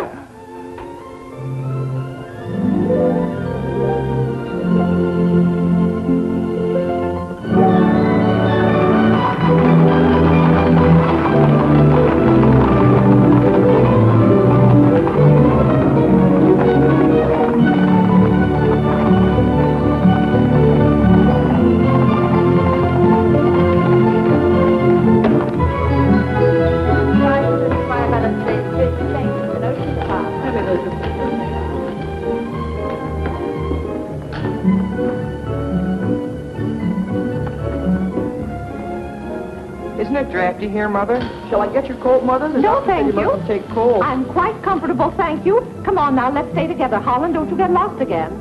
Aren't the hats lovely this year? Ostrich feathers. You wouldn't wear that hat, would you, Mother? I think that's very pretty. I think they're all pretty. Oh, I do need some pink silk thread. Oh, isn't this applique beautiful? Just arrived from Paris, madam. It's charming. What are you looking for, Mother? Oh, I'm just shopping. I think I'll just take a plain one. But this is the very latest. We've only had them in a few days. Remember, Mother, this is your first day out. You mustn't get too tired. No, I'm saving myself, dear. I have to. Cousin Cora's coming tomorrow. She is? Does Father know about it? Not yet. Is Mary coming too? Yes, dear. Holland, don't touch them. I'll bet you knew it. No, Mother, outside. just like Father. Not tomorrow. Aren't the sleeves a little long? Exactly well like across the yours. shoulders. Come on now, Harlan. Now, about take my the hand. sleeve. You'll get lost again. Do we have any more of this material? Yes, we do. Sure Thank doesn't you. like you to touch things. This one is genuine imitation Dresden. The original design by Duryea. John, isn't this the darlingest thing? It's exactly what I've always wanted. How much is this lovely pug dog? $15, ma'am. $15? Gee whiz, Mother. We can buy a real-life bloodhound for $5. Oh, isn't he perfectly adorable? Oh, I shouldn't. I know I shouldn't. This is Dave. Oh, this is Whitehead. How nice to see you. Are you quite recovered? Almost. This is my first day out. We've missed you at the church. You remember Mr. Morley? How do you do, Mrs. How do you do? Mr. Morley preached the Sunday Dr. Lloyd was ill. Oh, yes. I can't tell you how much I enjoyed your sermon. Even my husband enjoyed your sermon. We just come from the board meeting of the Foreign Missions. I'm taking Mr. Morley home to lunch. I had to drop in here to pick up a purchase. I won't be a minute. Is your parish in the city? Yes, it's on the outskirts. My church is in Audubon Park. Oh, way up there. Oh, are you acquainted in Audubon Park? No, I don't believe we know a soul there. Mr. Morley, would this be possible? My husband, Mr. Day. If we lower the collar, it'll be a very fine fit. You won't find a better suit of clothes in the city for $15. Oh, it's not the price. It's the money. Thank you for holding it for me. Welcome. Goodbye, Mrs. Day. I hope we meet again soon. Goodbye. It was very pleasant meeting you again. I think it was divine providence. I shall be delighted to be of service. Goodbye, Mr. Morley. Goodbye. May I work it? Oh, no, it's against the rules.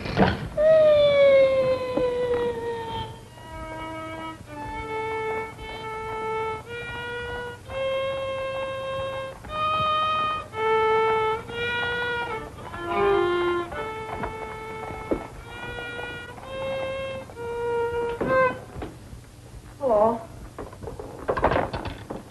What did you bring home more medicine for? Dr. Bartlett paid us off, didn't he? Oh, yes. Oh, Jiminy, you scared me.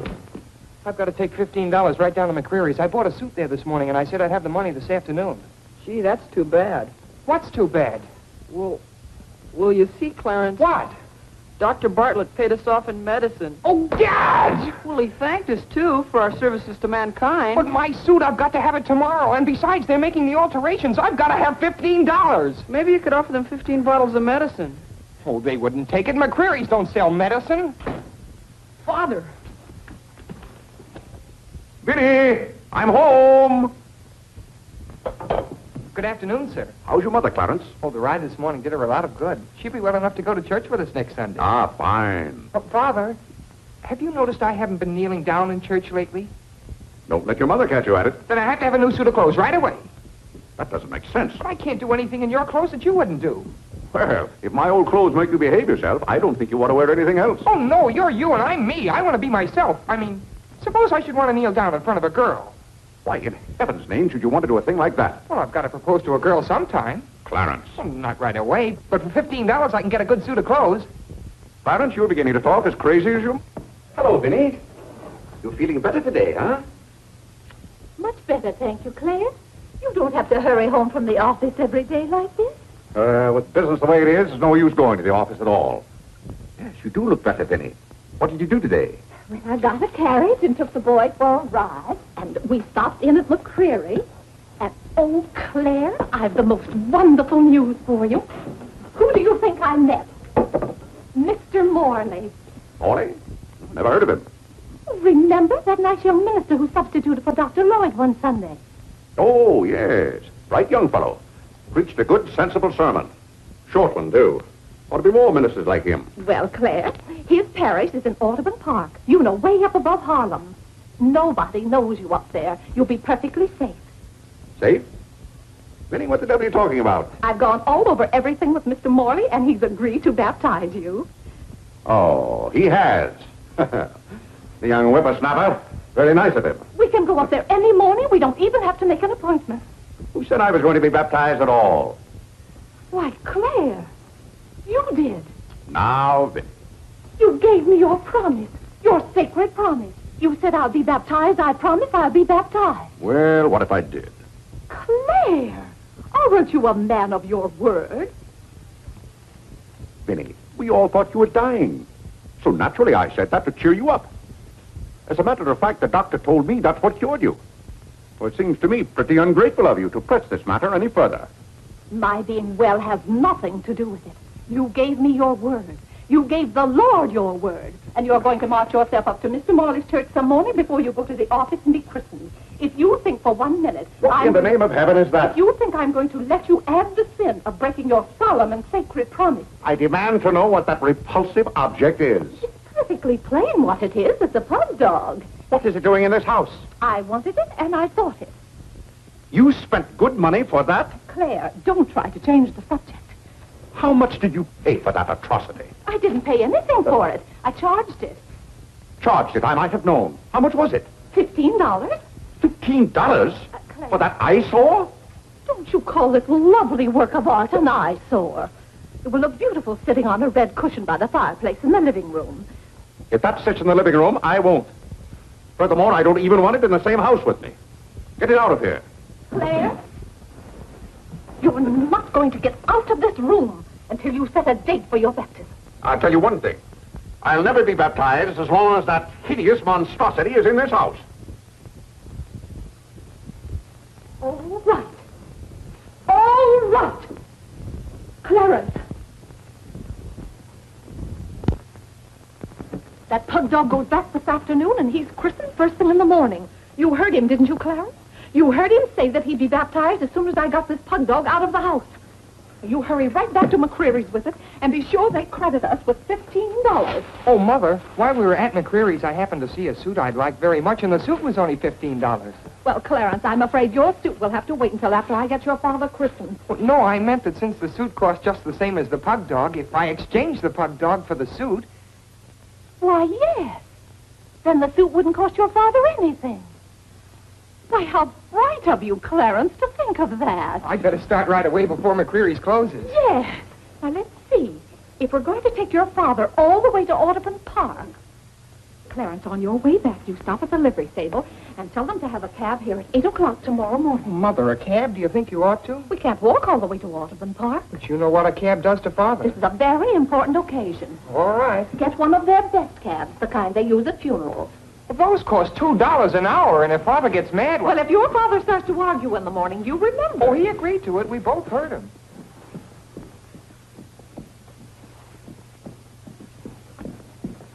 I hope you notice Clarence is returning the pug dog. Well, that's a sign you're getting your faculties back. Don't dawdle, Clarence.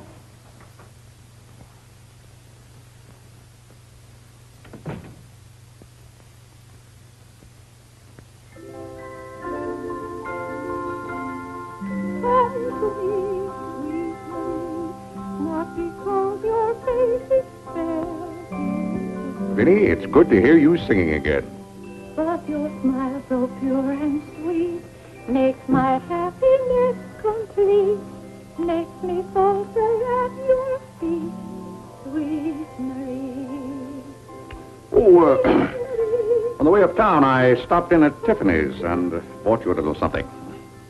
Thought you might like it. Claire, what a beautiful ring. I'm glad it pleased you. Oh, Claire, how sweet of you. I don't know how to thank you. Well, it's thanks enough for me just to have you up and around again. You know, when you're ill, Vinnie, this house is like a tomb. There's no excitement. That's the loveliest ring you ever bought me. Now that I have this, you needn't buy me any more rings. Well, if you don't want any more... What I'd really like now is a nice diamond necklace. Vinnie, do you know how much a diamond necklace costs? Yes, I know, Claire, but don't you see, you're giving me this shows I mean a little something to you. Now, a diamond necklace. Good heaven. If you don't know by this time how I feel about you. We've been married for 20 years, and I've loved you every minute of it. What did you say, Claire? I said we've been married for 20 years, and I've loved you every minute of it. But if I have to buy out jewelry stores to prove it, if I haven't shown it to you in my words and actions, I might as well... Well, what have I done now? It's all right, Claire. I'm just so happy. Happy?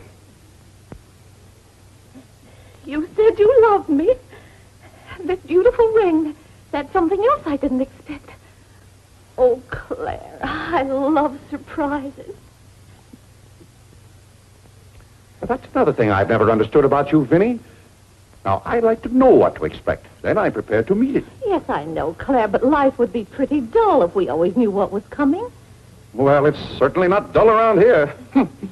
In this house, you never know what's going to hit you tomorrow.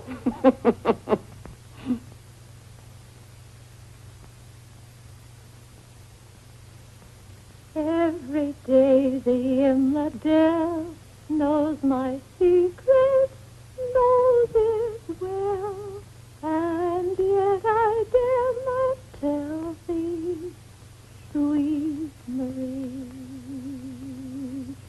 sweet Marie, Sweet Marie, come to me, come to me. not because your face is fair, love to see. Love to see.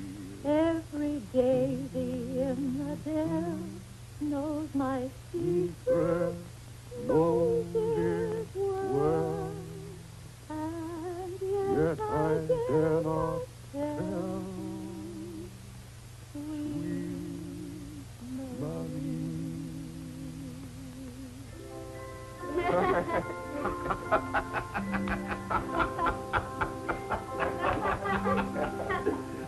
Well, then, Harlan, the very...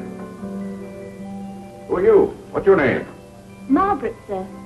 Can't be Margaret. We've got one Margaret in the house. At home, they call me Maggie, sir. All right, Maggie. If her name's Margaret, that's a good sign. Maybe she'll stay a while. Do you know, boys, your mother used to be just the same about cooks as she is about maids. Never could keep them, for some reason. Well, one day about 14 years ago. Yes, it was right after you were born, John. My, you were a homely baby.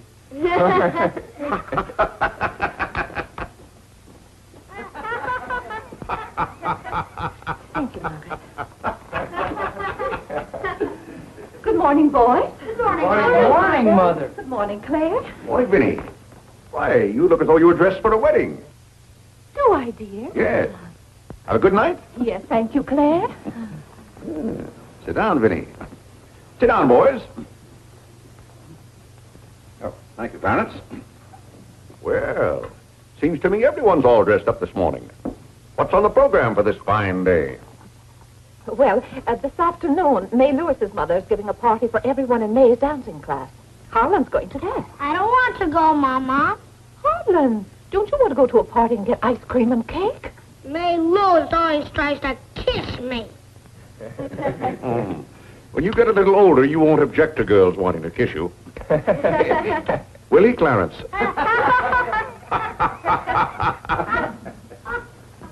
This is for you, Mr. Day. Where shall I put it? Oh, that's for me, I think. Take it upstairs, Maggie. Wait a minute, Maggie. Bring it here. Let's see it. See, it's for me, Father, Clarence Day Jr. Let me look. Well, that's from McCreary's. It's marked charge. What is it? Claire, it's all right. It's nothing for you to worry about. Well, at least I think I should know what's being charged to me. What is it? Claire, stop your fussing. It's a new suit of clothes for Clarence, and it isn't costing you a penny. It's marked charge $15. It's costing me $15. And I told Clarence... Claire, can't you take my word? It isn't costing you a penny. I'd like to have you explain why it isn't. Because Clarence took the pug dog back and got the suit instead. Of course. And they'll charge me $15 for the suit. Nonsense, Claire. We gave them the pug dog for the suit, don't you see? Then they'll charge me $15 for the pug dog. But, Claire, they can't. We haven't got the pug dog. We sent that back. Well... But... Well, now, wait a minute, Vinnie. The suit... Well, there's something wrong with your reasoning. Well, Claire, I'm surprised at you when you're supposed to be so good at figures. That's perfectly clear to me. Vinnie, they're going to charge me for one thing or the other. Don't you let them.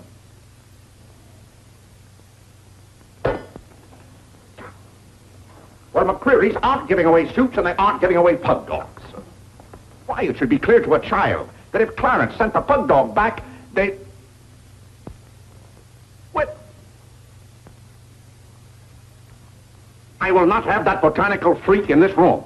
John, have you been going around this town selling medicine? Yes, Mother. Dog medicine? No, Mother, not dog medicine. This letter from Mrs. Sprague says you sold her a bottle of this medicine and that her little boy gave some of it to their dog and it killed him. Now she wants $10 from us for a new dog. Here, let me see that letter. Well, he shouldn't have given it to a dog. It's for humans. Why, it's Bartlett's beneficent balm made from a secret formula. Have you been going around among our friends and neighbors selling some patent nostrum? But it's good medicine, Father. I can prove that by Mother. Vinnie, what do you know about this? Well, nothing, Claire. But I'm sure John... No, I mean that day Mother was... That's enough. You're going to every house where you sold a bottle of that concoction and buy it all back. But it's $1 a bottle. I don't care how much it is. Here, I'll give you the money now. How many bottles did you sell? 128. 128? Claire, I always told you John would make a good businessman. Young man, you'll have to come down to my office with me. I'll give you the money to buy back that medicine. $128. And $10 more for Mrs. Sprague's dog. That's $138. Thank you, Vinnie. But it's all coming out of your allowance. That means that you'll not get another penny until the whole $138 is paid up. I'll be 21 years old. Oh, Gad! What's the matter, Claire? What's wrong?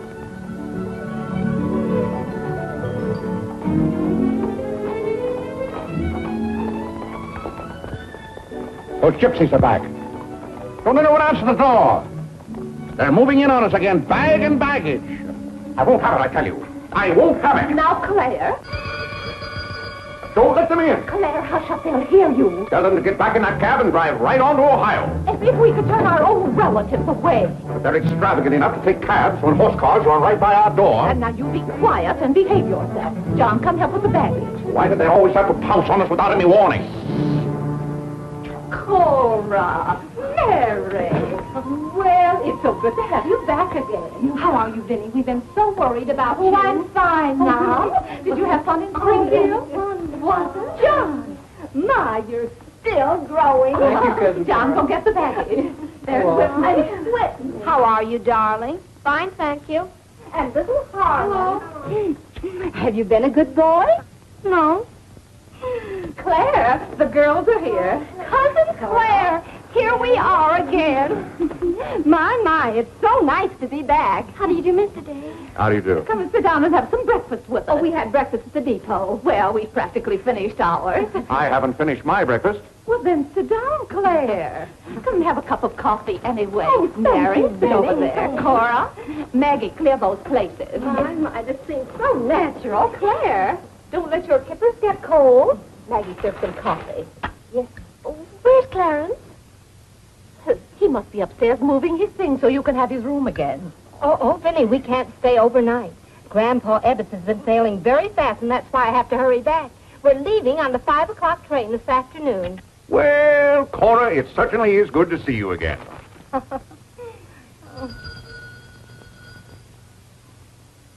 Well, who can that be? Well, this time it can't be another special delivery letter for Clarence. While you were in Springfield, our postman was kept pretty busy. It's the cab, ma'am. Cab? What cab? The cab that's to take us to Audubon Park. Oh, who's going to Audubon Park? We all are. Cora, the most wonderful thing has happened. Claire is going to be baptized this morning. Vinnie, what are you saying? I'm saying you're going to be baptized this morning. I am not going to be baptized this morning or any other morning. You promised yesterday that as soon as I sent that pug dog back, you'd be baptized. I never said anything remotely like that. Clarence was right there and heard you. That's why I ordered the cab. The cab. Vinnie, you send that right back. I'll do nothing of the kind. I'm going to see that you go to heaven. I can't go to heaven in a cab. Well, you can start in a cab. I'm not sure they'll ever let you into heaven, but I know they won't unless you're baptized. They can't keep me out of heaven on a technicality. Claire, stop quibbling. You may as well face it. You've got to make your peace with God. Until you stirred him up, I had no trouble with God. Harlan, Whitney, come get your Sunday hat. Clarence, John. Yes, Mother? Hurry, we're ready to go. Oh, my prayer book. Harlan, come let me fix your tie. Vinnie, are you mad? Was it your plan that my own children should witness this indignity? Why, Claire, they'll be proud of you. I suppose Harlan is to be my godfather. Vinnie, I won't go through with this thing. That's final. Claire, dear, if you feel that way about it. I do. But we won't take the children with us. I'm not talking about the children. I'm ready, Mother. Oh, John. Vinnie, I haven't time for anything like that this morning. I've got to take John down to my office with me and give him the money to buy back that dog medicine. But it wasn't dog medicine, sir. Young man, we're starting downtown this minute. You do no such thing. You gave me your sacred promise that day I almost died. Yes, and she would have died if we hadn't given her some of that medicine. That proves it's good medicine. You gave your mother some of that dog medicine? John, you didn't. Yes, we did, Mother. We put some in your tea that morning. John. Do you realize you might have killed your mother? You did kill Mrs. Sprague's dog. John, I'll have to give considerable thought as to how you're to be punished for this. But Claire... No, Vinnie. When I think of that day, why, we might have lost you. You're all right now, thank heaven. But what I went through that afternoon, the way I felt, I'll never forget it. You've forgotten it already. What do you mean? That was the day you gave me your sacred promise. Yes, but I wouldn't have given you my promise if I hadn't thought you were dying, and you wouldn't have almost died if John hadn't given you that dog medicine. Don't you see? Well, the whole thing is illegal. Suppose I had died. It wouldn't make any difference to you. You don't care whether we meet in heaven or not. You don't care whether you ever see me and the children again. Oh, Vinnie, you're not being fair to me. It's all right, Claire. If you don't love us enough, there's nothing we can do about it. But that has nothing to do with it. I love my family as much as any man. All my life I've struggled and worked just to... Yeah, there's that cab.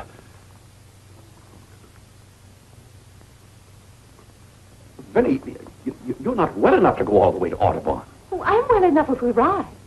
But that trip would take all morning. And those cabs cost $1 an hour. This is one of their best cabs. This costs $2 an hour. Well, then why aren't you ready? Get your hat on. Oh, tarnation! Hallelujah! Amen! Young lady, if it hadn't been for you, no one would have known whether I was baptized or not.